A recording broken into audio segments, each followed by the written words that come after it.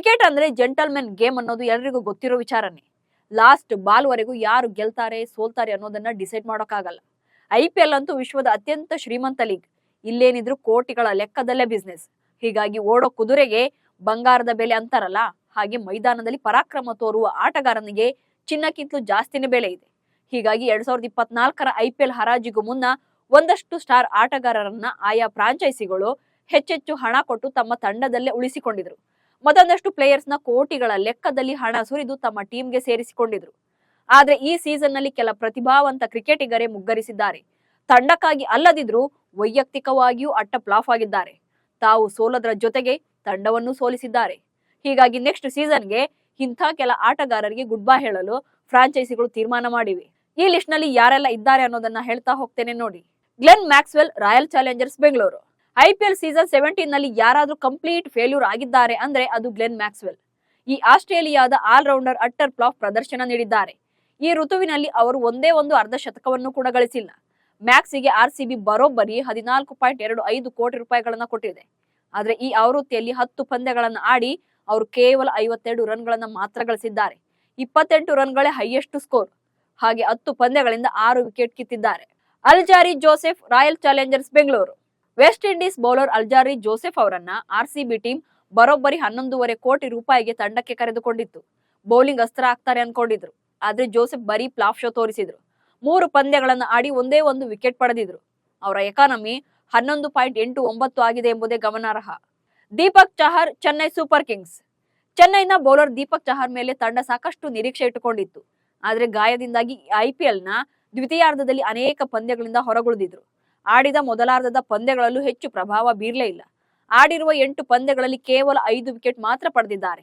Economy 8.59 ಆಗಿದೆ. ಅಷ್ಟಕ್ಕೂ ಚಹರ್ಗೆ CSK 14 ಕೋಟಿ ರೂಪಾಯಿ ಸಂಭಾವನೆ ನೀಡುತ್ತಿದೆ. ಡೇರಿಲ್ ಮಿಚೆಲ್, ಚೆನ್ನೈ ಸೂಪರ್ ಕಿಂಗ್ಸ್. ಇನ್ನು ಡೇರಿಲ್ ಮಿಚೆಲ್ ಅವರನ್ನ CSK 14 ಕೋಟಿ ರೂಪಾಯಿಗೆ ಹರಾಜಿನಲ್ಲಿ ಖರೀದಿ ಮಾಡಿತ್ತು. ಆದ್ರೆ ಈ ಬಾರಿಯ ಟೂರ್ನಿಯಲ್ಲಿ ಮಿಚೆಲ್ ಫ್ಲಾಪ್ ಶೋ ತೋರಿಸಿದ್ದಾರೆ. ಚೆನ್ನೈ ಪರ 13 ಪಂದ್ಯಗಳನ್ನು ಆಡಿದ್ದು ಕೇವಲ 28.91 ಬ್ಯಾಟಿಂಗ್ ಸರಾಸರಿಯಲ್ಲಿ 318 ರನ್ ಗಳಿಸಿದ್ದಾರೆ. ಇದರಲ್ಲಿ ಕೇವಲ 2 ಅರ್ಧ ಶತಕಗಳು ಮಾತ್ರ ಇವೆ ಅಷ್ಟೇ. ಇನ್ನು ಬೌಲಿಂಗ್ ನಲ್ಲಿ 13 ಪಂದ್ಯಗಳಿಂದ 1 ವಿಕೆಟ್ ಅನ್ನ ಕಬಳಿಸಿದ್ದಾರೆ. Sameer Rizvi, Chennai super kings. ಇನ್ನು ಸಮೀರ್ ರಿಜ್ವಿ ಅವರನ್ನ ಈ ಸಲ ಚೆನ್ನೈ ತಂಡ 8.4 ಕೋಟಿ ರೂಪಾಯಿಗೆ ಖರೀದಿ ಮಾಡಿತ್ತು.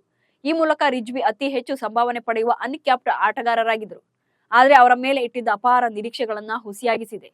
ಅವರು 8 ಇನ್ನಿಂಗ್ಸ್ಗಳಲ್ಲಿ 12.75ರ ಸರಾಸರಿಯಲ್ಲಿ ಮತ್ತೆ 118.60 ಸ್ಟ್ರೈಕ್ ರೇಟ್ ನಲ್ಲಿ ಕೇವಲ 51 ರನ್ಗಳನ್ನ ಮಾತ್ರ ಗಳಿಸಿದ್ದಾರೆ. ಮಯಾಂಕ್ ಅಗರ್ವಾಲ್, ಸನ್ ರೈಸರ್ಸ್ ಹೈದರಾಬಾದ್. ಇನ್ನು ಮಯಾಂಕ್ ಅಗರ್ವಾಲ್ SRH ತಂಡದಲ್ಲಿ ಫೇಲ್ಯೂರ್ ಆಗಿದ್ದಾರೆ. ಅವರನ್ನ 8.25 ಕೋಟಿಗೆ ಹೈದರಾಬಾದ್ ಉಳಿಸಿಕೊಂಡಿತ್ತು.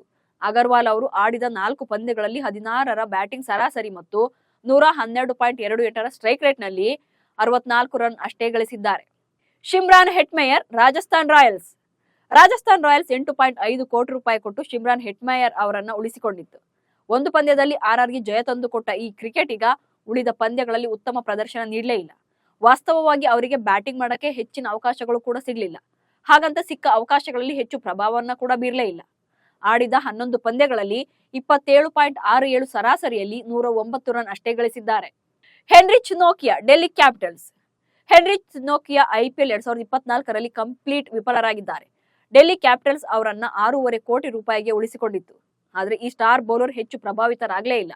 6 ಪಂದ್ಯಗಳಲ್ಲಿ 7 ವಿಕೆಟ್ ಅಷ್ಟೇ ಪಡೆದಿದ್ದು 13.36ರ ಎಕಾನಮಿಯಲ್ಲಿ ರನ್ ನೀಡಿದ್ದಾರೆ. Rilee Rossouw, Punjab kings. ಭಾರಿ ನಿರೀಕ್ಷೆಯೊಂದಿಗೆ ರಿಲೆ ರೋಸವ್ ಅವರನ್ನ 8 ಕೋಟಿ ರೂಪಾಯಿಗೆ ಪಂಜಾಬ್ ಖರೀದಿ ಮಾಡಿತ್ತು. ರೆಸೋವ್ ಬ್ಯಾಟಿಂಗ್ ನಲ್ಲಿ ವಿಫಲರಾಗಿದ್ದು 7 ಇನ್ನಿಂಗ್ಸ್ಗಳಲ್ಲಿ 23.14ರ ಬ್ಯಾಟಿಂಗ್ ಸರಾಸರಿಯಲ್ಲಿ ಕೇವಲ 162 ರನ್ಗಳನ್ನ ಮಾತ್ರ ಗಳಿಸಿದ್ದಾರೆ. Devdutt Padikkal, Lucknow super giants. ಪಡಿಕ್ಕಲ್ ಅವರನ್ನ ಲಕ್ನೋ ತಂಡ 7.75 ಕೋಟಿ ರೂಪಾಯಿಗೆ ಖರೀದಿ ಮಾಡಿತ್ತು. ಕರ್ನಾಟಕದ ಪರ ದೇಶೀಯ ಕ್ರಿಕೆಟ್ ನಲ್ಲಿ ಮಿಂಚಿದ ಈ ಯುವಕನ ಮೇಲೆ ಭಾರಿ ನಿರೀಕ್ಷೆಗಳನ್ನ ಇರಿಸಲಾಗಿತ್ತು. ಆದ್ರೆ ಈ ಬಾರಿಯ IPL ನಲ್ಲಿ ಅದು ಯಶಸ್ವಿಯಾಗಲಿಲ್ಲ. 7 ಪಂದ್ಯಗಳಲ್ಲಿ ಕೇವಲ 38 ರನ್ ಅಷ್ಟೇ ಸಿಡಿಸಿದ್ದಾರೆ. ಒಂದ್ ಕಡೆ ಯುವ ಆಟಗಾರರು ಅಬ್ಬರಿಸಿ ಅದ್ಭುತ ಪ್ರದರ್ಶನ ನೀಡ್ತಾ ಇದ್ರೆ, ಇನ್ನೊಂದ್ ಕಡೆ ಅದೇ ರೀತಿ ಕೆಲ ಆಟಗಾರರು ಮಾತ್ರ ಕಳೆದ ಸೀಸನ್ಗಿಂತ ಕಳಪೆ ಪ್ರದರ್ಶನದಿಂದ ಅಭಿಮಾನಿಗಳ ನಿರೀಕ್ಷೆಯನ್ನು ಹುಸಿಯಾಗಿಸಿದ್ದಾರೆ.